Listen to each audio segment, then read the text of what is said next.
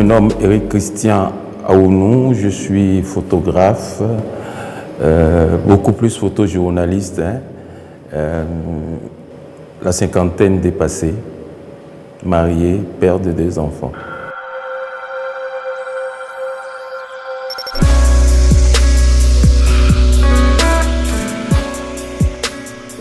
J'ai plus travaillé sur le nu, j'ai plus exposé sur le nu, autant au Bénin, au Togo, en France, plusieurs fois à Bruxelles, en Hollande et en Finlande. En dehors de ça, j'ai fait Bénin vie quotidienne, j'ai fait Bénin tatouage et scarification. J'ai exposé sur la crise politique qui a amené dans une expo collective sur la crise politique qui a amené Macky au pouvoir. Ici, j'ai exposé toujours dans une exposition collective sur jeunesse et patrimoine de Porte-Novo. Sur tatouage et scarification du Bénin, par exemple, le but, c'était d'archiver et de montrer en quelque sorte les différentes scarifications qu'on a chez nous et de montrer également qu'il y en a qui sont artistiques, il y en a à but thérapeutique. Quand on parle des abikous par exemple, qui sont des enfants qui ont survécu après plusieurs décès dans une même famille, et il y en a, disons, ethnographiques ou ethniques ou socio-culturels qui concernent par exemple les 2x5 qu'on peut trouver à Ouida, le signe des forgerons qu'on peut trouver à Aboumé, les casques des nobles qu'on peut trouver chez les Wassangari. Donc, c'est à peu près un ensemble de choses du genre.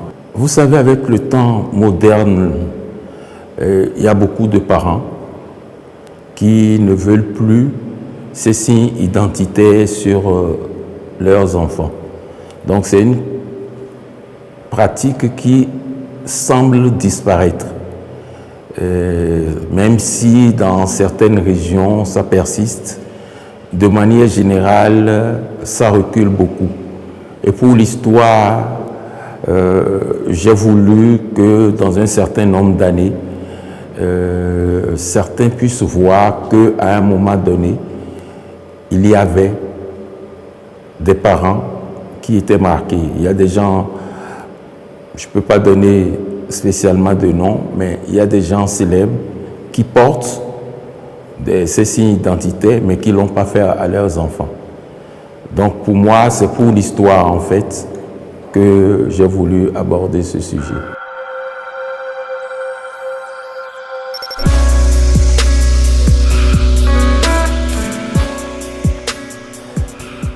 En tant que photojournaliste, disons, j'avais quand même dans la presse béninoise un nom. Et partant de ça, j'ai voulu rester dans la mémoire des gens. Et rester dans la mémoire des gens, pour moi, c'était d'aborder un sujet, disons, à polémique. Parce que il y a 20 ans, quand j'avais commencé à traiter ce sujet-là, ça n'a pas été du tout facile. On m'a traité de tous les noms. Les modèles, c'est pas facile que je les ai. Mais bref, disons que j'ai décidé de faire du nu parce que j'ai fait un stage dans les années 92 où mon maître de stage avait fait du nu. Et même s'il ne variait pas les modèles, il travaillait sur sa femme et sur une amie de sa femme. Et c'est d'ailleurs de lui que j'ai gardé le côté anonyme des photos, où j'ai décidé parce que c'était plus favorable dans notre culture, dans notre milieu. La preuve, il y a moins de 3 jours, j'ai abordé une femme à qui je proposais ça. Elle m'a répondu, tant qu'il n'y a pas mon visage, il n'y a pas de problème. Donc pour moi, d'abord, le nu, c'est de pouvoir graver, de rester dans la mémoire des gens. C'est plus de la provocation, même si j'ai continué à le faire et à l'assumer.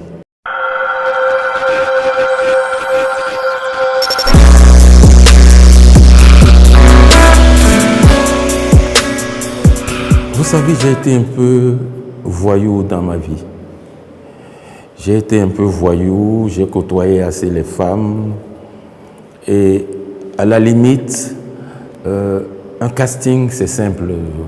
Je crois, et jusque-là, je me suis rarement trompé, je crois connaître le corps de la femme, donc je peux deviner si je peux faire de bonnes photos avec une femme ou pas. Je ne gagne pas à tous les coups. Je peux aborder une femme qui, pour plusieurs raisons, refuse de poser pour moi. Aujourd'hui, j'évite d'aborder directement. J'ai une page Facebook, j'ai besoin de modèles, j'écris sur ma page Facebook, répondez inbox et on discute. Je crois que c'est beaucoup plus facile d'aborder comme ça que d'essuyer un refus frontal. Je travaille plus sur les courbes, les rondeurs. Et évidemment, ça se voit dans le casting. Je ne prendrai pas une femme qui n'a pas de rondeur prononcée pour dire je veux faire des photos de nu, parce que tout tourne autour de ça. Donc, sur les positions après, il y a des échanges préalables que j'ai avec mes modèles qui consistent par exemple des questions classiques que je pose. Demander à un modèle qu'est-ce que, en dehors de ta tête, tu aimes sur toi. Et pour que mon modèle apprécie au finish les photos, il faudrait qu'elle puisse déjà trouver dans ce que je fais la mise en valeur de quelque chose qu'elle aime sur elle, qu'elle n'a jamais vu. J'ai photographié une femme la dernière fois qui est d'abord venue visiter l'expo, donc elle ne savait pas que je faisais des photos. Et après, je lui ai renvoyé les photos. Elle m'a dit, c'est bizarre, je ne me suis jamais vu de dos. On a convenu d'une séance photo et j'ai plus axé ma photo sur son dos, ce qu'elle a beaucoup aimé. Donc, c'est un peu de psychologie, beaucoup de discussions avec les modèles pour qu'après on puisse se synchroniser.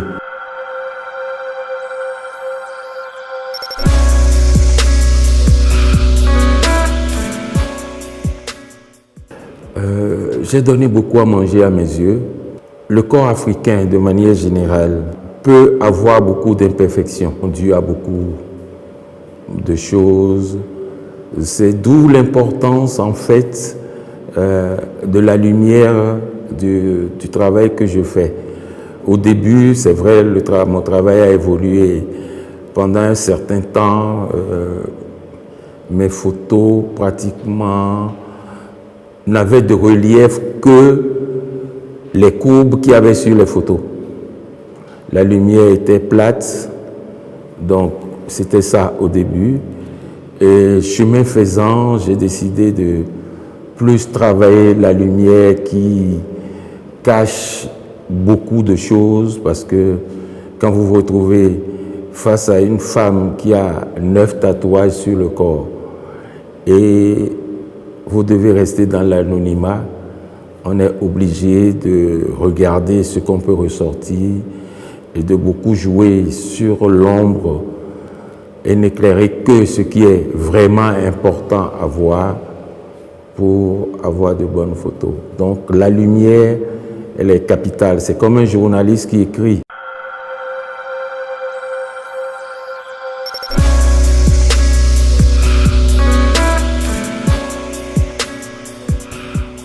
Je travaille la plupart du temps déjà dans un studio. Je ne fais pas beaucoup de photos extérieures, donc je travaille beaucoup plus dans un studio. Quand je suis à Cotonou, c'est beaucoup plus facile pour moi parce que j'ai mon studio.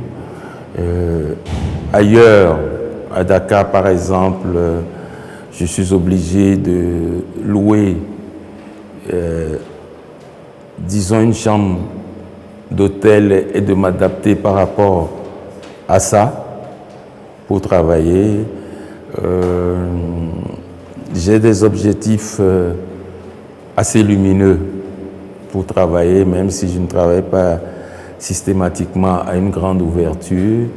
J'ai des objectifs assez lumineux. Je travaille depuis une vingtaine d'années avec un Nikon, sans faire de la publicité pour ce boîtier, mais c'est juste question de feeling qui fait que je travaille plus avec un Nikon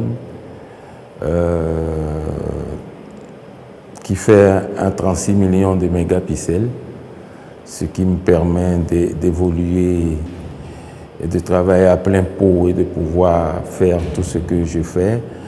Je retouche très rarement mes photos parce que je ne veux pas faire rêver des modèles et je ne veux pas créer de complexe. Il faudrait que les gens puissent voir c'est le corps de tous les jours parce que quand tu retravailles trop la photo, ça fait rêver certaines personnes et tout en faisant un bout d'écart, c'est pas pour rien qu'aujourd'hui toutes nos femmes veulent être claires parce que c'est la situation qui présente ça.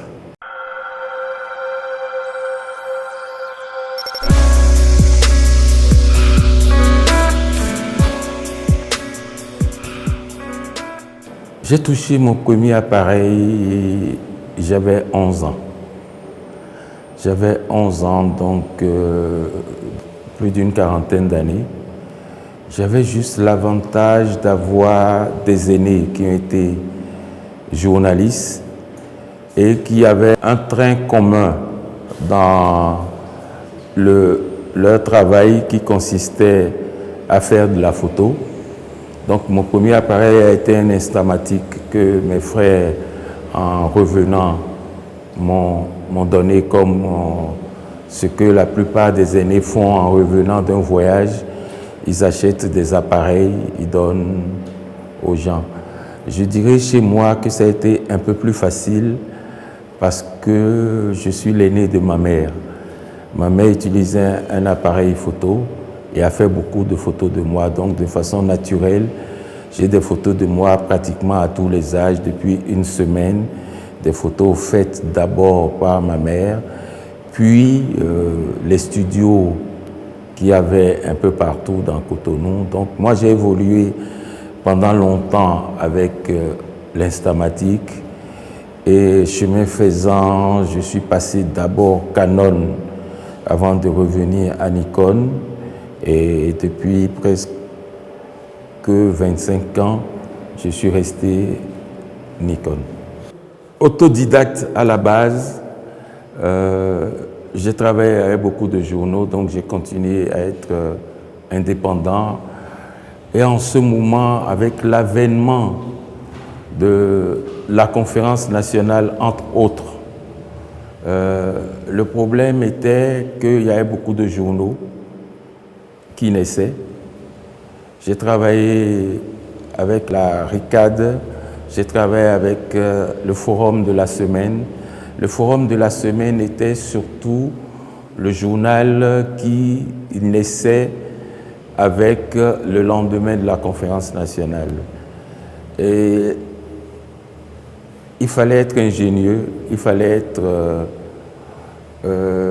assez relationnel, il fallait être assez réseauté pour pouvoir couvrir les événements. Et je me rappelle que le 1er août qui a précédé la conférence nationale, et au lendemain de la formation du premier gouvernement Soglo, j'étais le premier à avoir, comme les gens le font, toutes les photos des ministres.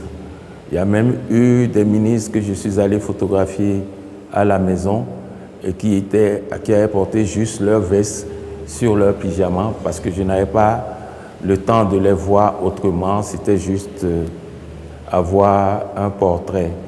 Donc, c'est des événements comme ça, des scoops comme ça, qui font que d'autres peuvent te faire confiance.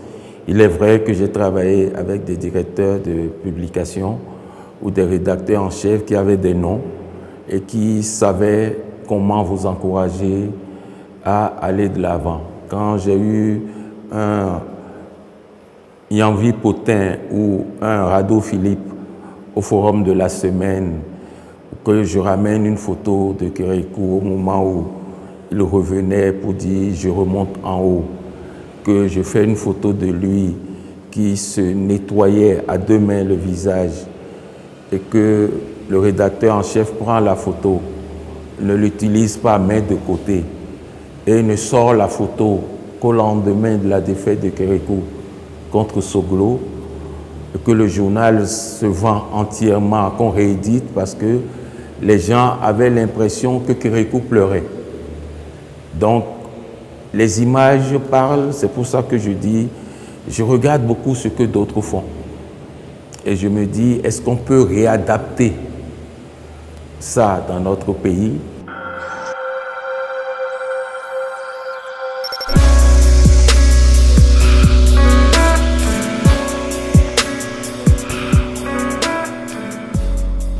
La photographie est un métier de contact. Et comme j'ai dit après, tout se retrouve dans le sérieux que tu mets sur ce que tu fais. Tu peux être quelqu'un, tu peux être très bon techniquement, mais si tu n'as pas la crédibilité qu'il faut pour accompagner ce bon côté technique, ça pose des problèmes. Je crois que moi, la photographie ne m'a pas été imposée. Je me plais bien à dire que j'ai réussi à faire de ma passion mon métier. Je n'ai pas de contraintes dessus. J'essaie au jour le jour, parce que la photographie change, les techniques changent. Moi, j'échange avec tout le monde, que ce soit en griffe ceux de la jeune génération, que des gens de la même génération que moi, des gens de l'extérieur. Il y a des critères qui font que je peux être plus facilement ami à certaines personnes parce qu'il y a quelque chose qui nous réunit qu'à d'autres où je ne sens pas forcément l'intérêt de cette amitié, de cette fréquentation. Donc moi, je passe mon temps à échanger autour de la photo, autour des gens. Je regarde, je lis et j'apprends beaucoup sur le net. Il m'arrive de faire des formations, donc de devoir me recycler moi-même avant de pouvoir servir un certain nombre de choses aux gens. Donc je suis dans un style de formation continue. Je cherche au maximum parce que comme je fais très peu de retouches, j'essaie déjà à la prise de vue de me rapprocher le plus possible de la perfection.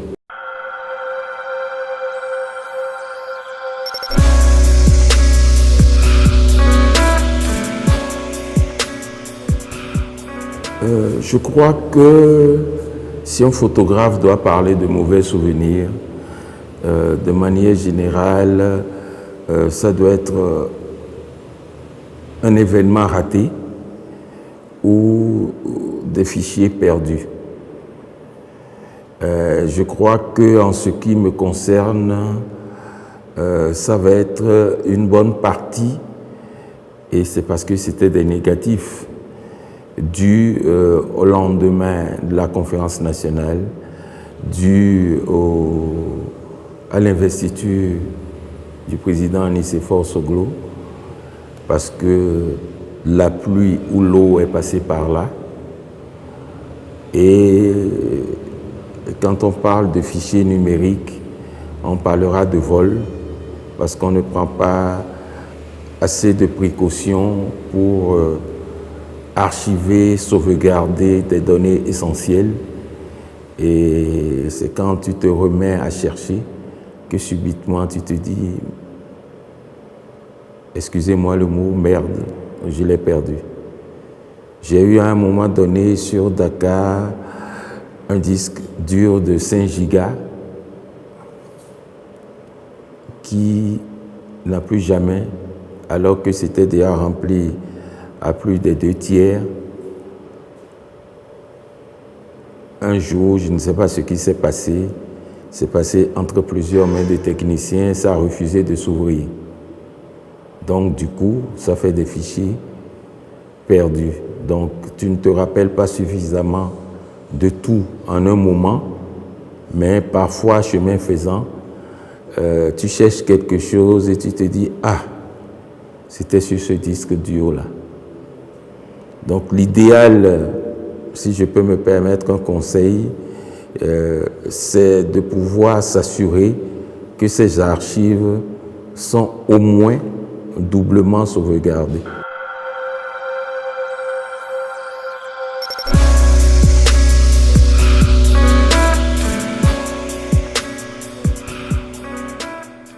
Comme je le disais tout à l'heure, la technique a assez évolué.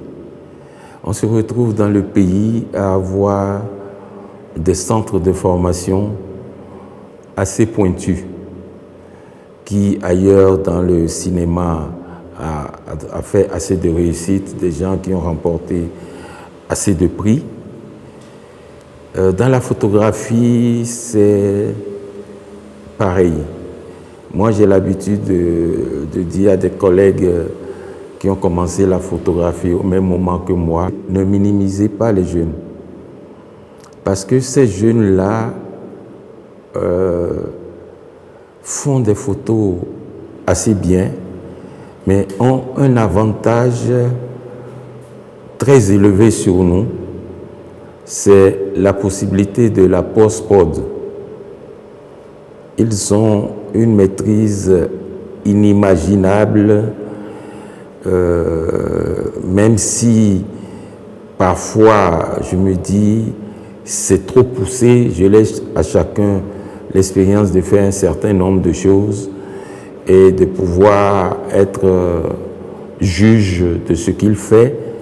Mais quand je regarde sur les écrans de mon ordinateur certaines productions de ces jeunes-là, je me dis waouh. Moi, je ne me vois pas passer 1 heure sur une photo à traiter et à parfois complètement transformer la personne. Je ne me vois pas faire ça. Mais je reconnais que je sais apprécier quand c'est bien fait, quand c'est beau.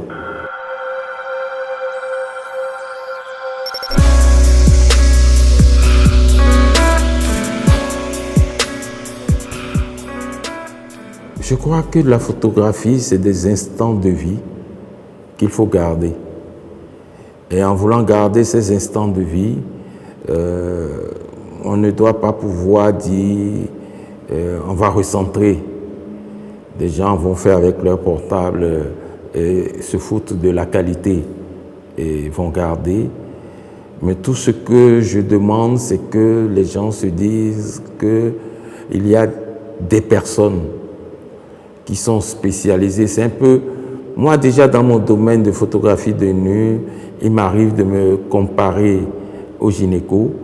Mais la photographie, ça peut être un peu comme la médecine. Tout le monde ne peut pas faire la même chose. Il y a beaucoup de métiers comme ça. Mais tant que c'est des tranches de vie, des souvenirs qu'on veut garder, pourquoi pas?